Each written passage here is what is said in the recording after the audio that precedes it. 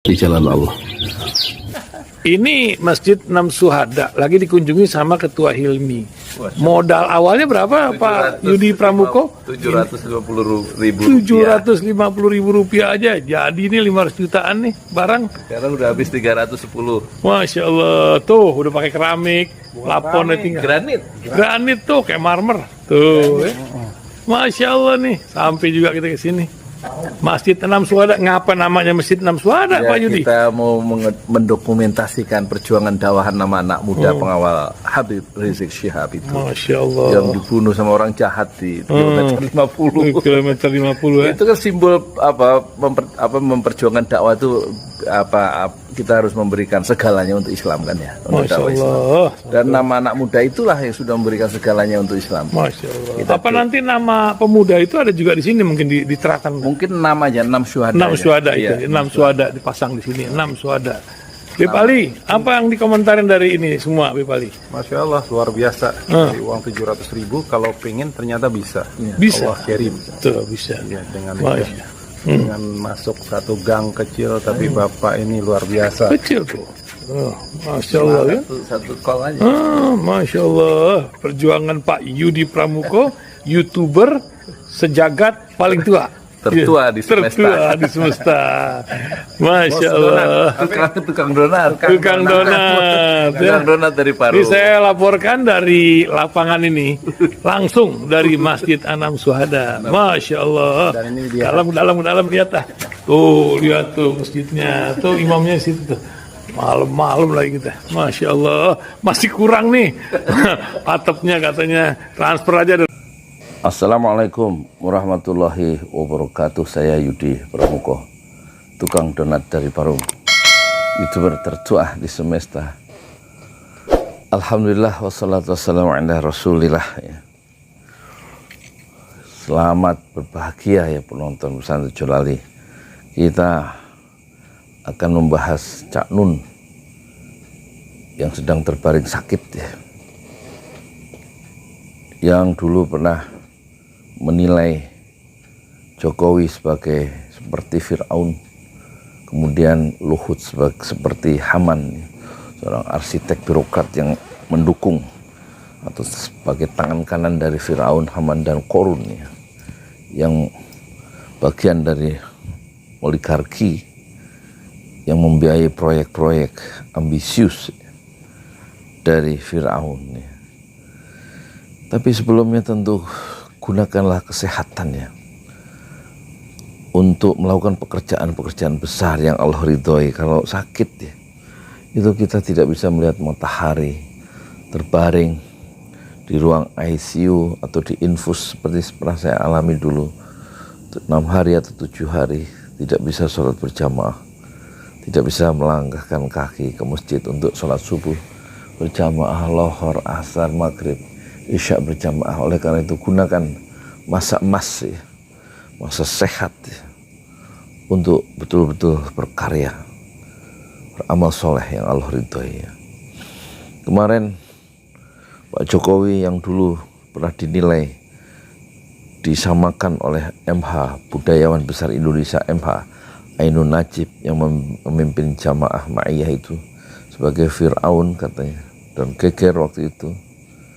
Dan kemudian sekarang ya, MH Ainun Najib itu terbaring sakit ya. Belum ada penjelasan resmi dari dokter, tapi tampaknya tidak sadar penyakitnya cukup serius rupanya. Sekitar 15 menit ya Pak Jokowi menjenguk itu. Ini semacam simbolisasi bahwa dia semacam memberikan sinyal kepada media massa dan kepada masyarakat Indonesia bahwa dia tidak seperti yang dituduhkan oleh MH Ainun Najib, dan dia memberikan rasa maaf ya, kepada orang yang dulu semacam menuduh dia sebagai Fir'aun, yaitu MH Ainun Najib. Tetapi tampaknya tidak didampingi oleh tokoh yang dulu disebut oleh MH adalah Haman ya, yaitu Luhut Binsar Panjaitan ya.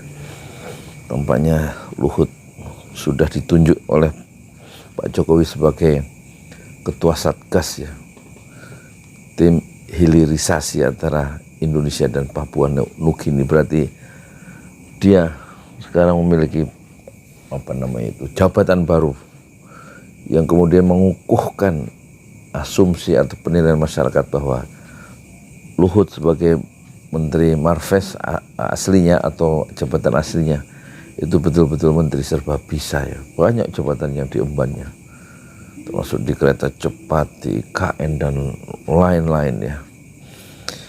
Dan tentu saja kalau tokoh-tokoh publik itu bertemu di saat mereka sehat, tentu ya sangat berguna.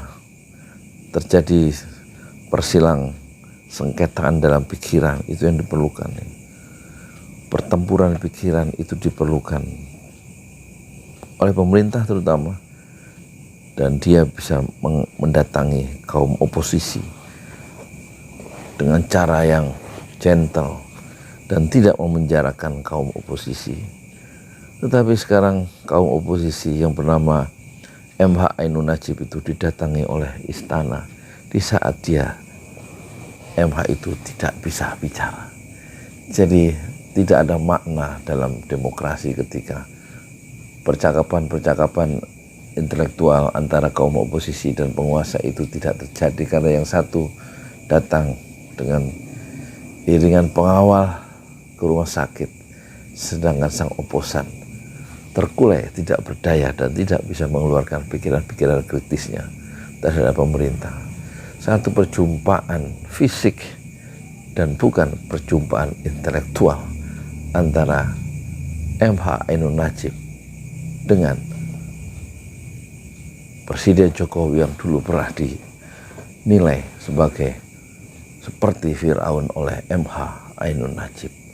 Sementara Salim yang memiliki jaringan Indomaret dan juga bagian dari oligarki 10 naga itu disebut sebagai korun, sementara Luhut dulu dipersepsi atau dinilai oleh MH Ainun Najib sebagai Haman, arsitek birokrat yang betul-betul mengukuhkan skrup kekuasaan menjadi kuat.